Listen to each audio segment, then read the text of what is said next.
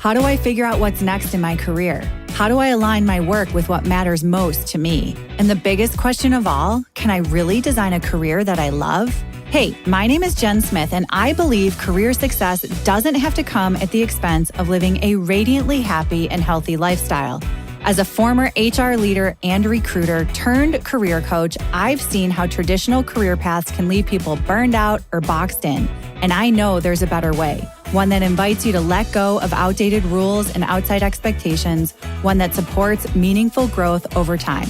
Whether you're feeling stuck, craving more, or ready to expand within your current role and beyond, this show is for you. So grab your coffee or your kombucha, pull up a seat, and get ready to explore practical, modern strategies for building a meaningful, heart-based career, because you deserve a long, radiantly happy, and healthy career. This is the Flourish Careers Podcast. Hello, and welcome back to the Flourish Careers Podcast. I'm your host, Jen Smith, and I'm delighted to be here with you for season 10. This season is all about flourishing together. We have a full lineup of heartfelt, insightful conversations with incredible guests. Each episode is a curated conversation designed to inspire, uplift, and offer practical wisdom to help you flourish in your career and beyond. Today, I'm so delighted to welcome Mark Carpenter. Mark is a speaker, author, and serial storyteller. He is on a mission to increase the humanity in corporate leadership to get people to lead like people rather than positions. In addition to inspiring people from the stage, Mark teaches leaders how to connect more powerfully to team members and enjoy the benefits of increased retention, greater productivity, and higher engagement. He is the author of the best-selling book, Lead Like a Person, Not Like a Position, and the co-author of the best-selling book, Master Storytelling: How to Turn Your Experiences into Stories That Teach, Lead, and Inspire. Leveraging 20 years of work in corporate communications, 10 years as an adjunct professor, and 18 years of facilitation training, Mark brings a lively, engaging style with purposeful, impactful learning. When he's not speaking, training, coaching, or creating new content, Mark is likely in the mountains near his home in Utah, playing the piano or violin, or bragging about his grandchildren. Mark, welcome to the show.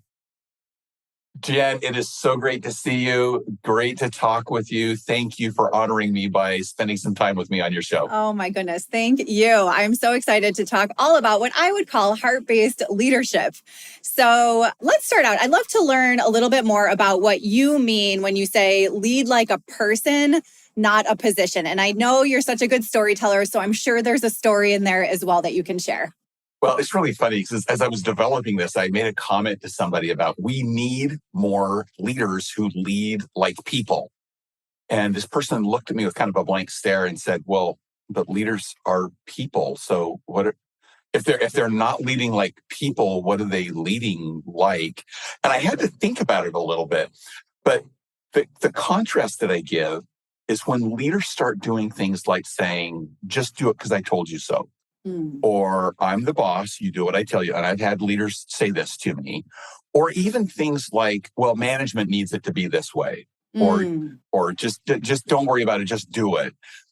That's leading like a position rather than like a person. Because they're leaning on their position authority to get things done. And all of a sudden, you're not having conversations with two people. You're having conversations with two positions. I'm the boss, so you do what I tell you. You, in your position, must do what I tell you. And I don't think anybody really goes into leadership going, I'm going to throw my weight around and I'm going to lead like a position. I'm going to drop the humanity out of my life and just lead like a tyrant. People don't do that. But we slip into leading like a position at times.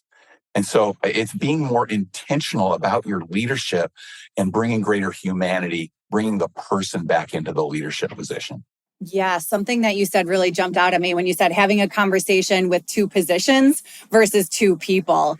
That makes a huge difference when you think about it from the position versus the human standpoint.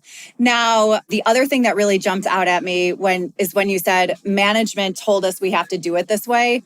I've definitely heard folks say that many times throughout my career, especially when it's something difficult or a tough conversation or a change that the team's going through, and they just kind of put blame somewhere else and don't want to put themselves into it. So have you seen that as well? Oh, yeah.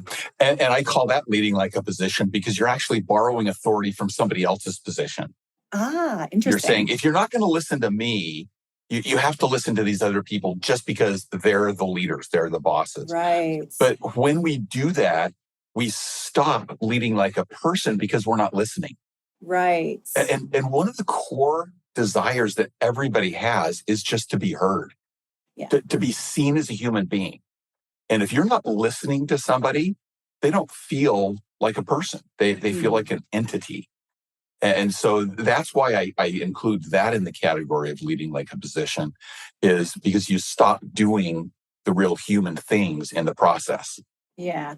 I have a question for you. Have you ever found yourself in that position, kind of like slipping back into leading like a position versus a person? Oh, yeah. This is part of the reason that I wrote the book. This is part of the reason I speak on this, is because the greatest regrets that I have in my career are the times when I slipped out of leading like a person and started leading like a position. Those are the times that I look back on and say, oh, I wish I could have a retake on that. I wish I could have a redo on those moments. Those are the times that I regret. And honestly, one of my goals is to help, especially emerging leaders, have fewer of those regrets in their leadership career. I've never, ever regretted the times that I look back on and say, I gave a little more humanity there, maybe even a little more than I should have. But I do have regrets on the time when I lost touch with that leading like a person and started leading like a position. Yeah, the word regret really stuck out to me there for sure, because I always say, like, I want to live a life with no regrets. And sometimes things happen, sometimes things happen. And this can happen in leadership quite often, especially because the world of work is changing so rapidly in today. It's like, I feel like over the past couple of years, and I've been saying this for the past couple of years, that our world of work has literally been turned upside down, and things are happening so quickly, and it's hard for leaders to make decisions and keep up. And sometimes you're going to slip and go into the position versus the person. So I think the other thing that stands out to me that you said here is the awareness to know that it's happening. So can you talk a little bit more about that? Yeah. And I want to tie into something you just said about the things turning upside down. A lot of times when people go into a leadership position, their world gets turned upside down. Good point. Because you think about it, in most positions, you're really reliant on your position skills, especially early in your career. They need you to have expertise in a certain area, whether it's accounting or sales or computer programming, whatever it happens to be. You are 90% of your job focused on these skill areas. Well, all of a sudden you get put into a leadership position, and it's much more important that you have the people skills than the position skills. Yes. But it's a flip that happens, and we don't give people who are making that transition the people skills. Right. We just say, you were good at your position, so go ahead and lead now. And so it's no wonder that we slip into those habits of leading like a position.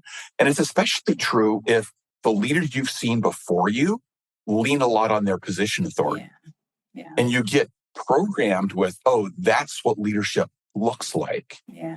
And so if you're not really intentional about the switch that happens when you move into a leadership role, you fall back into leading like a position, especially when times get difficult. And I made the comment earlier, I don't think anybody really intends to lead with position. Right. I think we want to lead like a person, but we slip into those habits if A, it's been patterned for us, and B, if we've never gotten the skills to help us lead more like a person. Yes. And I've seen that so many times throughout my career in HR, where there's an open leadership position and you just go ahead and promote the person that's been there the longest or that is best at the day job, kind of thing, without even asking or assessing whether or not they want to lead other humans, which is completely different. And so I wish more organizations understood that and even asked the person if they wanted to lead other people, because your day-to-day completely shifts from doing the job and checking off the boxes to leading your team to doing the job and checking off the boxes, which is so much different. Your day-to-day completely change and turns upside down. So the other thing that stands out to me there real quick, I just want to touch on this and hear your thoughts on this, is management versus leadership. Yeah. So I feel like that's the difference here too. Like you're managing through the position, but you're leading through the people, right? Like there's something there. Yeah, the distinction I make is you manage tasks, you Right. manage outcomes, you lead people. Right. Anytime you try to get into managing people as if they're a task, you are in danger of leading like a position and not like a person. Right. And so when you're dealing with tasks, think management. When you're dealing with people, think leadership. And so lean back on the humanity and the leading like a person side of things. You made an interesting comment that I didn't want to get too far away from, which is you put people into these positions of leadership who are good individual contributors without consideration of, do you even want to be a leader? Right. But we set that up very often with the structure that we have in organizations where, oh, this is the path you take. You're an individual contributor for a while, and then you become a leader.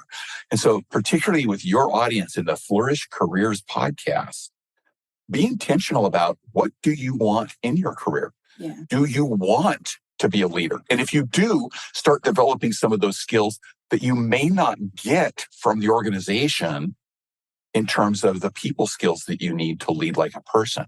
You will be a much more effective leader that way. And if you don't want to be a leader, then make that clear to your organization to say, I am happy being the strongest individual contributor here. And I want to find ways that I can add value. I don't necessarily need to be in a leadership position to do that.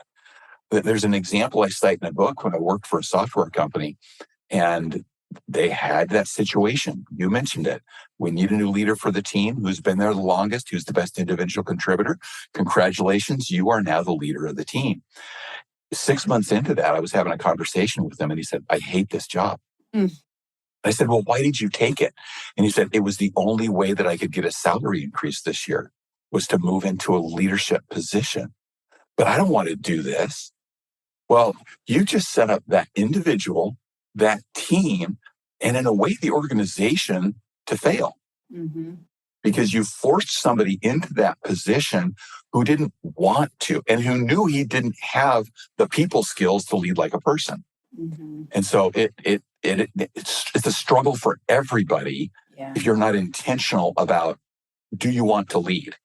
And can you develop those skills?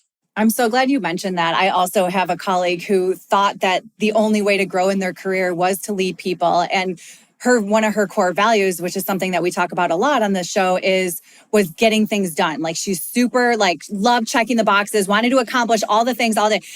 She ended up going into a people leader role and didn't have any time to check the boxes and didn't realize, that her entire day shifted to supporting her team and putting out fires and answering questions and training and all these things. And same thing, 6 months down the road, she realized hey, this isn't for me. I'm going to go back into an individual contributor role. Now, add on to that, I want to ask you this, because I think this is something that's changing in our world of work as well. Do you believe that people must manage others to grow their careers? I don't think so. Same. I just don't think that you have to do that. And sadly, organizations are structured to kind of force that to happen. But if you can find ways as a leader to take those people who are good at the getting things done list, right? Yeah. They're good at getting stuff done, and say, how can I maximize my value with that person and compensate them accordingly without them having to lead people? Because that is not a skill that everybody has. It's not a skill that everybody wants to develop. And so don't minimize the great contributions people can make without being in a people leadership position.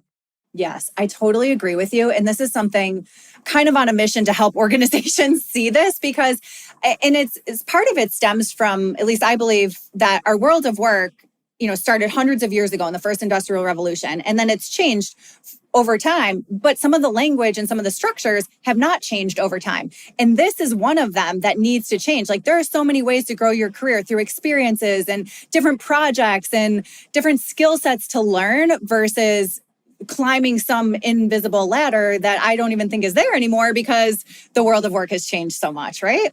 Totally agree with that. And I totally agree with a lot of the structural problems that we have are carryovers from that industrial age where we needed a little bit of that authoritarian structure just to make sure stuff was getting done. Yeah.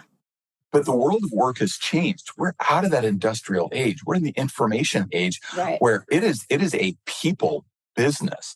Right. I heard somebody just this week at a conference say, you get an individual contributor and you want their 90% of their skill set to be around doing their job and maybe 10% about how they deal with other people. But you get a leader and I want 90% of their skill set to be around how they lead people and about 10% about how to do their job. Yes. That's going to be more important in getting the work done because you have to tap into those people. And workers today expect to be treated like people. Mm-hmm. They expect that that's how they're going to be treated. And if they don't get treated that way, they will move on. Yes. We are so much more mobile in the work that we're able to do that people don't have to say, well, I'm in this one little town, we're in this one little factory. This is where I have to work just to be able to make ends meet for myself.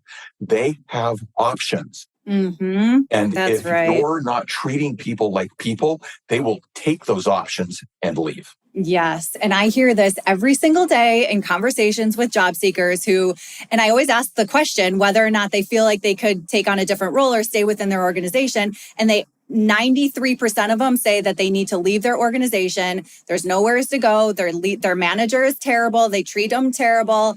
They don't even have a voice and they just have to leave. And so if we could just flip that and have people work in their zone of genius, the people that want to lead people are good at developing talent, are doing that job. The people that want to be the individual contributor and share their knowledge and energy and impact that way, that's the structure that we need inside organizations. I wish succession planning, when some organizations are really good at it, but hopefully more are going to get better at allowing people to have a career path without having to be or thinking they have to be a people leader. Yeah. And, it's interesting because you get leaders who are leading like a position and their response to that is, well, then they don't belong here. Right. But guess who's leaving? It's your very best people. Yep. And so you're shooting yourself in the foot by taking that approach to say, well, if they can't put up with this kind of leadership style, or if they can't step into a leadership position, they don't belong here. Okay, maybe, but you're probably losing your best talent when you do that. Think about that. Yeah. Yeah. I add on to that because how hard it is to find top talent. So when you have that top talent, you want to keep it and grow it and develop it because it's hard. And so I think organizations need to think about that. Now, let me ask you this. In your book, you invite readers to reflect on their most memorable leaders, and you use this word very specifically. So can you tell me what inspired that and why you think it resonates with folks? Well, when I ask that question, I usually get people thinking of two different kinds of leaders. And I refer to it as the leader you loved and the leader you left. Right. And I've got both of those. Yes. I can think of examples of leaders I loved and leaders I left. Yes. And when I asked them to make a list of the characteristics of the leaders you loved, it's a really interesting list, and it's completely opposite of the list of the leaders you left. Mm-hmm. The leaders you loved listened to me. They helped me grow. They were concerned about me as a person. Mm-hmm. They communicated clearly with me. They cared about my success. And the leaders you left are the people who didn't listen to me, who had ego that got in the way.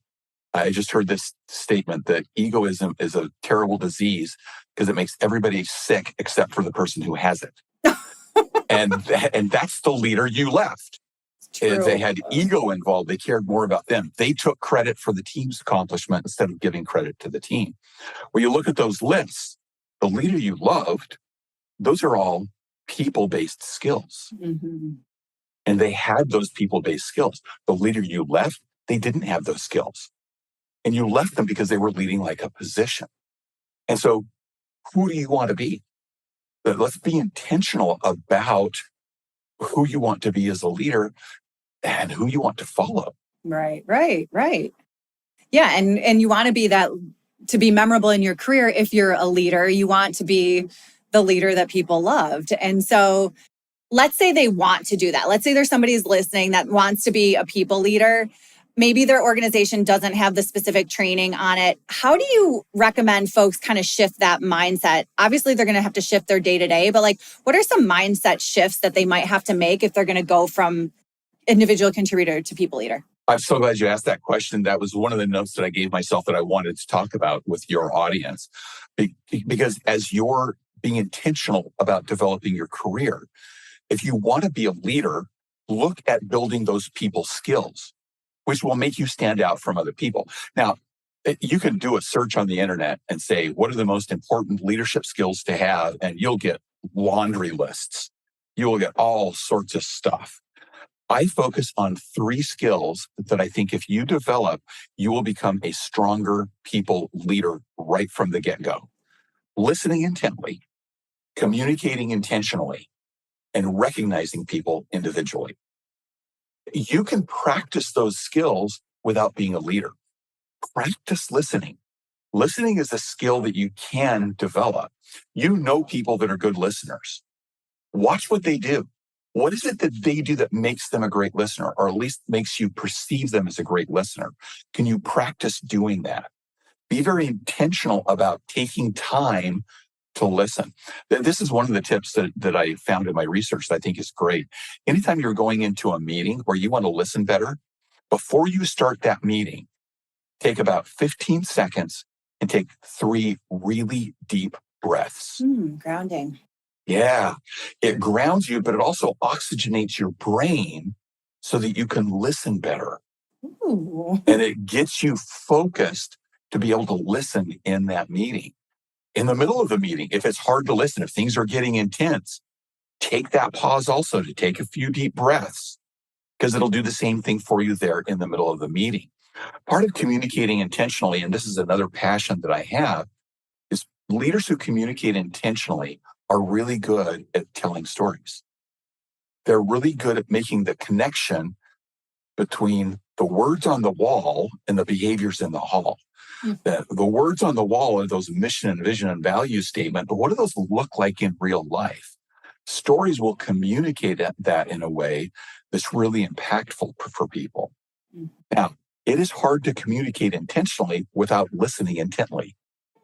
You have to really listen to understand what's going on with people. So you're not telling them a story that's like, but that's not even relevant to me. So those 2 things are really strongly connected. And my 3rd skill about recognizing people individually is just about day-to-day gratitude. It's not about throwing a party every time somebody does their job. It's just having those simple thank yous that you give to people that are sincere and that are appreciated. Jen, I'm gonna put this back on you. Can you think of a time that somebody expressed gratitude or appreciation for something that you did and it was super meaningful to you? Absolutely. I actually have a postcard right behind my computer here from a client who wrote me a handwritten letter to thank me for her whatever, so it makes such a difference. Hey there, beloved listener. It's Jen here, and I'm popping in with a quick invitation just for you. I know how hard it can be to navigate your career, especially in a world of work that's constantly changing. That's why I created The Gathering Ground. It's an insider circle for steady, heart-based support to help you grow with clarity, confidence, and community. Inside the Gathering Ground membership, you're invited to join us for weekly office hours to ask questions and stay grounded, exclusive pricing on one-on-one coaching, seasonal goal setting and reflection workshops. You'll receive a secret monthly newsletter with fresh tools and inspiration. There's a growing library of networking scripts, checklists, and career development tools designed to support you throughout your career. And best of all, a kind, generous community of professionals who just get it. So whether you're staying, shifting, or starting fresh, this is your space to be supported and stretched in the best way possible. It's just $97 to join, then $27 a month. Flexible, affordable, and no long-term commitment. To get started, head on over to flourish.careers/community and answer a few quick questions. Based on your responses, I'll send you a personalized development plan so you can begin right away with clear human support. No bots, no templates, just thoughtful guidance to move forward with confidence.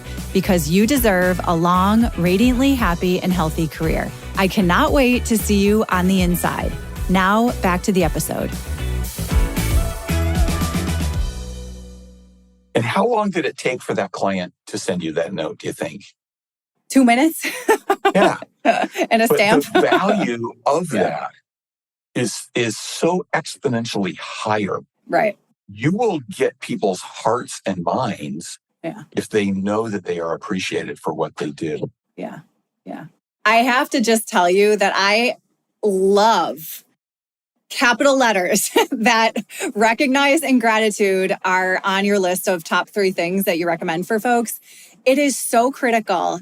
And I hear so many excuses, and I want to talk about your yeah buts in a second because especially for recognition, because it's such a big deal. I hear so many excuses that people don't have time, that they don't have budget, that they automatically think to recognize employees, they have to go to some grand ballroom and have all these awards and stuff. But it's the handwritten notes.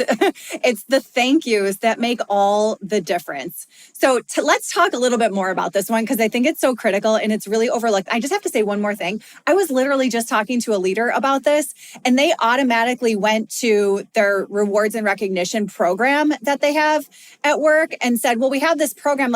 I'm not talking about your program. I'm not talking about a points program. I'm talking about you saying thank you to people. So tell me more about that and your thoughts on that. Well, I'm going to put this back to you again. Okay. Jen, in your career, have you gotten any of those types of rewards? Yeah. Okay. What's the difference in how it feels to you to get that reward versus getting that individual acknowledgement? Right. The handwritten note, for me personally, and everybody's different, but for me, that goes so much further. We used to get gift cards, our points added up to a gift card. I couldn't even tell you what those were for or what happened to them. But this handwritten note is displayed on my desk and I look at it every day. And I'm not discounting reward programs and recognition on the bigger picture level, but it feels different. It does feel different. It's nice to be recognized and rewarded in that way. And I remember times that I got those awards. Right. But boy, those personal notes and just the personal statements of thank you so much for the effort that you put into that. Yeah. It means a lot to me. It means so much to our organization. Thank you for doing that. That means so much more to me than those big reward programs. And we lose sight of that as leaders. And the yeah buts that you mentioned, the excuses that people give, I recognize people twice a month. It's called a paycheck. That's not recognition. No. That's a contract. Yeah. And that doesn't get anybody's hearts and minds. No. And it doesn't take a lot of time to just pay attention. Yeah. Now, this goes back to the listening skill.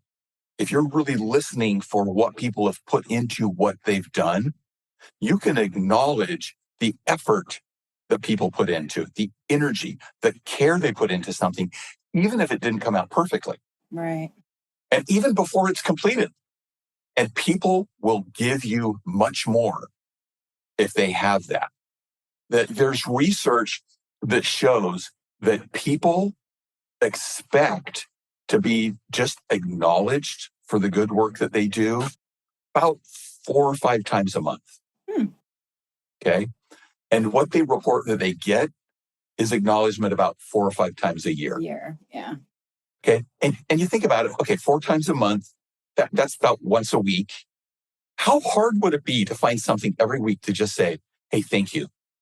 I so appreciate you doing this.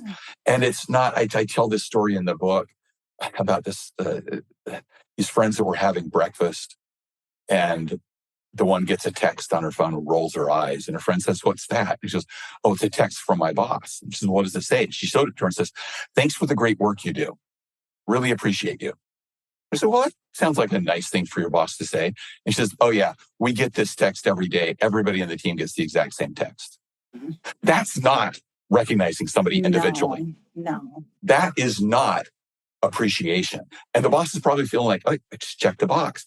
Leading like a position because they're feeling like that's something they have to do. Right. It's only really recognition when it's personal enough that people feel like I've been seen. Right. I'm valued. And that's communicating intently because you're being very intentional about what you're communicating, not checking boxes, and being specific about what you appreciated about the person in that text. So just add one line to that text and it would have been so much more, it would have been received so much more positively. So one thing I have to share this because it's coming up as you're talking about this. And I was super lucky, started my career at Frito-Lay, amazing organization from a leadership standpoint. And I learned how to lead like a person from day one because they were so good at that. And one of the things that we did every week in our team meetings, I was the supervisor, and on our team agenda was something called praise and hoorays, where as a leader and or as a team member, we would put an agenda item called praise and hoorays, and anyone that wanted to thank somebody for something that they did the previous week would go ahead and do that. 2 minutes on the regular team meeting agenda. And it was the highlight of the meeting every single time. I'll never forget this one gentleman. I was supervising in a warehouse and we did our stand-up meeting and we did praise and hoorays. And he went around there's 20 guys in there, went around every single one, high fives every single person and said something he appreciated about what they did the week before because it was a really busy holiday week. How impactful is that when you have the leader setting it up and then the peer-to-peer recognition as well? So, yeah, absolutely. And so I'm going to go back to some of those objections that we commonly get around recognition. Right. How much did that cost? Absolutely. Yeah. And that's an objection I get. Well, I don't have budget to give out rewards all the time. Well, you're thinking of it wrong. Right. How much time did it take? 2 minutes. Literally. Yeah, a couple of minutes a week. Yeah, in a team meeting that was already set up for, having a discussion. But think of what that sets up for people. Right. That if they know on the agenda is praise and hoorays, I should be looking for examples of people doing good. Yes. I should be watching for that. We talked about first-time leadership development. Part of that first-time leadership development is, well, when there's a problem, here's how you discipline people. Here's our discipline structure. Well, if that's the only training I've got, what do I start looking for? The bad things. The problems. Because I know what to do with those. But nobody's ever told me, how do I give some praise and hoorays? Right. Well, I'm not looking for those things. Right. But when you put it on the agenda, now I'm looking for examples on a regular basis. And what does that do for the team? So good. You talked about him going around giving everybody a high five. Even that, it feels like, okay, he sees me. Yeah. He sees what I do. I'm part of a team. I'm part of something bigger here. I want to stay. Yeah. I don't have any reason to go out looking for a different job now. Right. I want to be here and I want to give my best. Yes. And that was not a fun job. I mean, you're working in a hot warehouse, you're loading trucks, that's not a fun job. But to have that motivation from a team member like that, and then the camaraderie and the teamwork and all the things, it just makes it so much better. So another quick, real current example on that. We just had part of our fence rebuilt. And there was this crew of 3 people, and there was one of them that was clearly the leader of the crew, the supervisor. But they put that fence up. They did such a nice job with it. And I kept kind of watching out the window, not to check up on them if they were doing good work, but I wanted to see how they were interacting with each other. And this one person that was the leader of the little crew, very frequently, he would go over and just pat somebody on the back as they were doing their work. And he had him step back and say, yeah, it looks good, doesn't it? Yeah, and they would acknowledge the good work that was being done there. And I thought, this guy knows how to lead like a person. He knows how to keep that team out on a hot day in the summer putting together a fence, which is just hard work. This is why I hired somebody, so I didn't have to go do it. Right. But acknowledging the work that was being done in process, and that keeps people going. Oh, such a good example. Thank you for sharing that. Now, I want to switch gears and talk a little bit about leadership training. If and when they do get training and some of the buts for investing in leadership training. I'd love just your thoughts around the importance of it, which we kind of touched on, and then some of the buts that you get for it. Yeah, I'll share just a little scary piece of research that I discovered in writing this book. They found that the average age of somebody when they become a first-time people leader was around 27. But the first time they actually got leadership training, the average age was 49. Okay. So think about the gap there of when people actually get training. And one of the big objections I hear is, but we don't have time or money to take these people off of their work to give them this training. Just like with the recognition, it doesn't have to be big and formal.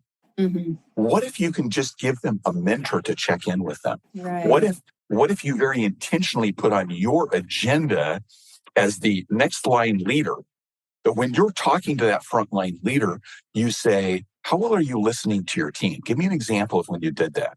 Give me an example of how you are going to communicate this. Let me coach you a little bit on how to communicate this change to your team so that it's a little more intentional and they understand what it means to them.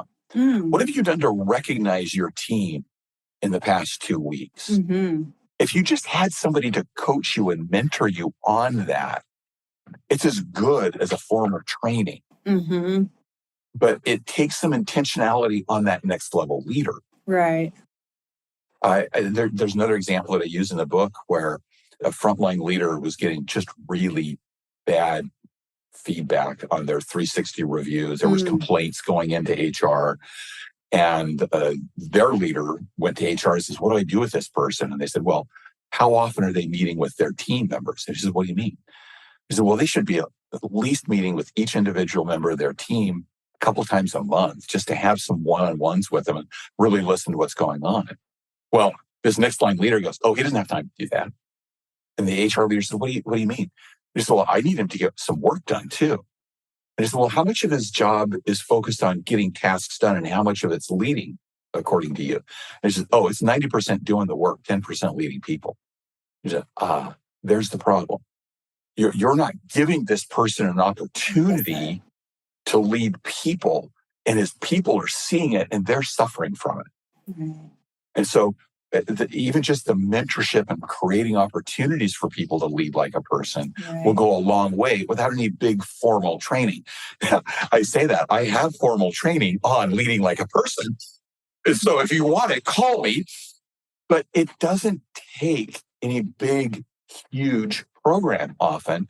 It's just being intentional about, can we get these people the people skills that they need to help them lead effectively. Yeah, and give them the space. I think that's a great example, the mentorship piece too, and just having somebody to talk to and ask questions, or somebody to ask questions of you as a frontline leader for the first time or whatever it is. Like that dialogue and that can be on the job, I think is really helpful and supportive, and you don't have to go offline in a classroom or away at a hotel in a classroom for a week. You know what I mean? So there are ways to do this through the day-to-day without some of that extensive training. But I do think the extensive training is helpful too.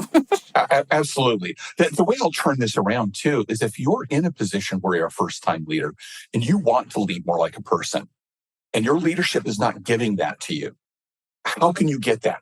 What can you do? Well, I think that's an opportunity for you to say, I want to be more intentional about my career. Mm-hmm. I want to flourish my career. Yes. to use your language. Yeah. And to go to the leader and say, look, I need help on communicating. Mm-hmm. How can you help me? Can you give me a coaching? Or can you have a mentor assigned to me to help with that? Or are there books that you can recommend to me to read? Or videos to watch? Or is there a course that we can have me take? I need help on my listening skills. Is there a way that you can help me build those skills?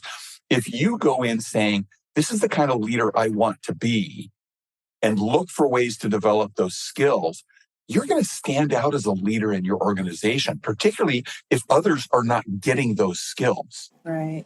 you will stand out. I'll go back to what we were talking about earlier. Your most memorable leaders.